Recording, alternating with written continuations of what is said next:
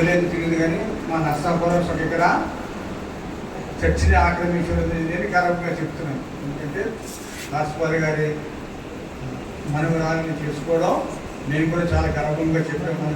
ఎందుకంటే నర్సాపురం నుంచి ఒక్కొక్క సంబంధం మానపల్లి గ్రామానికి చాలా మంది అసలు ఇది మానపల్లి అంటే ఎక్కడరా బాబు, ఎంత ఏదో మారుమూలం అంట, ఏదో ఎర్రకాలం అంట, వరద అంటే ఎలా ఉంటారో నువ్వు నర్సాపురంలో పుట్టి నర్సాపురం నీకు ఉదయం ఇస్తే మీకు రోజు చేప కావాలి, సముద్రం చేప, మీ తిండి, మీ ఆడవాటం, మీ సెంట్లు ఎదురా బాబు అని చాలా మంది అన్నారు. కానీ దేవుడు అమ్మా మరి marriages are made in heaven అంటారు కదా, అది దేవుడు నాకు ఈ మారుమూల గ్రామంలో మరి ఒక దైవ సేవకురాలి కుమార్తెను నేను తీసుకోవడం జరిగింది.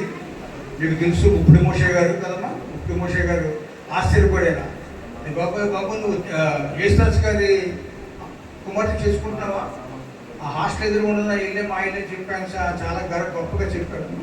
ఏదైనప్పటికీ కూడా దేవుడు ఏర్పాటు కదా, ఎక్కడో నర్సాపురంలో పుట్టినప్పుడు పాపం ఎక్కడో మరి అది దేవుని ఏర్పాటు.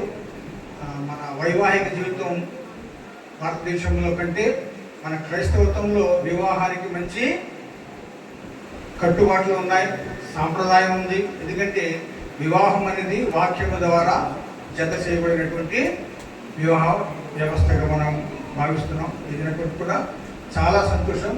మరి టోనీ అంటే అజయ్ బాబు అప్పుడే ఆమె కుమార్తె మంచి పేరు పెట్టి ఏంటమ్మా ప్రశస్త, అంటే స్వచ్ఛత అమ్మా. శ్వేత ఉంది ఆల్రెడీ అమ్మా, శ్వేత అంటే ప్యూర్ వైట్ హౌస్. మరి ఆల్రెడీ మన టోనీ కుమార్తెని అమ్మమ్మని చేసేసాడు కదా, మా నాన్నమ్మ అన్నాడు, అమ్మమ్మ అన్నాడు. ఏదైనా కూడా సంతోషమే. గర్భఫలము ఆయన ఇచ్చు బహుమానం. ఎందుకంటే బహుమానం అంటే దాన్ని బహుమానానికి మనం వెలకట్టకూడదు. దేవుడిచ్చిన బహుమానం మా కుమార్తె అయినా కుమారుడైనా కూడా మనం స్వీకరించాలి. ఈ సమయంలో నాకు ఇచ్చిన ఈ కొద్ది సమయంలోనే నేను ఒక వచ్చిన భాగాన్ని గుర్తు చేస్తాను. మొదటి సమూయేలు గ్రంథము 1వ అధ్యాయము 22వ వచనం చూడండి. అయితే హన్నా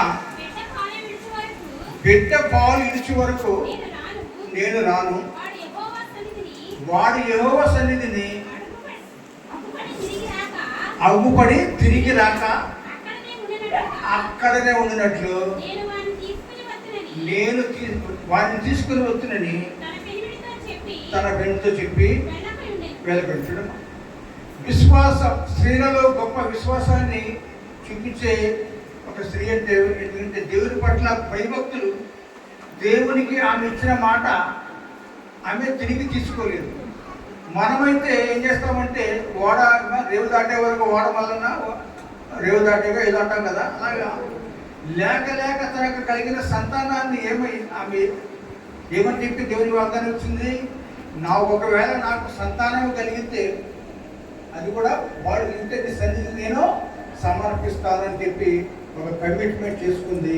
ఆ మాట మరి బిడ్డ పుట్టిన తర్వాత ఎవరైనా విడిచిపెడతారా? ఇక్కడ అధ్యాయంలో ఏంటంటే పాలు విడిచి వరకు నేను దేవుని సన్నిధికి తల్లి స్తన్యం అనేది ఇక్కడ ప్రాముఖ్యత కనపడుతుంది కదమ్మా. తల్లి పాలు పిల్లలకు చాలా అవసరం. అది 2 సంవత్సరాలు 3 సంవత్సరాలు అది మనం అంత చెప్పలేము. కాబట్టి ఎందుకంటే మా చిన్నప్పుడు అది సినిమాలో మాటే ఒక ఆయన అంటాడు కదా, భూమి మీద 2 ఉన్నట్టు ఏంటి కల్తీ, ఒకటి తల్లి పాలు, 2 కల్తీ లేనంట.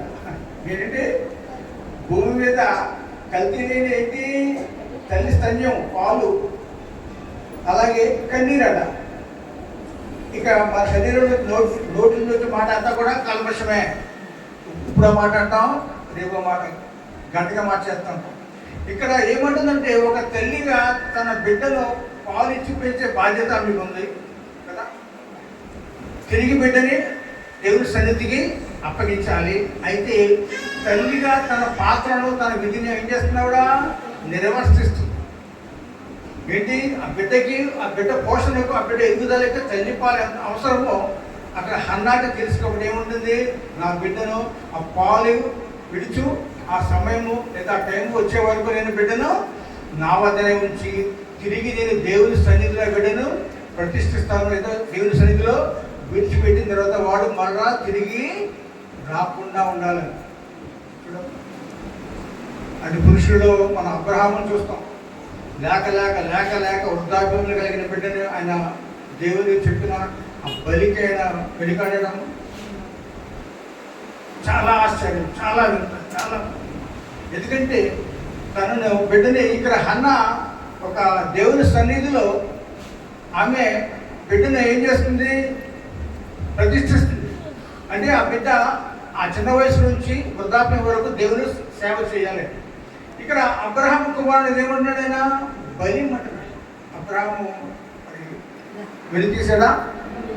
ఎందుకంటే దేవునికి వాళ్ళు ఇచ్చిన మాటను వారు ఇలాగ